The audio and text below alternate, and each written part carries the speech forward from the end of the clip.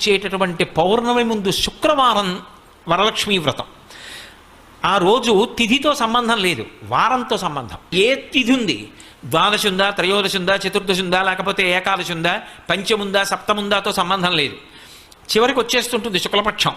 పౌర్ణమి ముందు శుక్రవారం ఏమొస్తుందో ఆ శుక్రవారం నాడు వరలక్ష్మీ వ్రతం చేస్తారు.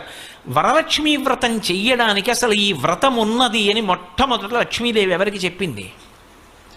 చారుమతికి చెప్పింది. తెల్లవారు లేస్తే మనం కథ చదువుతాం. చారుమతి ఆ మాటకు అర్థం ఏమిటి?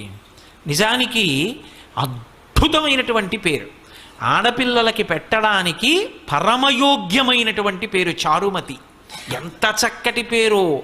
చారు అంటే సత్, మంచి అని, చాలా చక్కటి ఆలోచన కలిగినది, విశాల బుద్ధి కలిగినది. మతి బుద్ధి, మంచి బుద్ధి కలిగిన పిల్ల, దానికి అర్థం చారుమతి.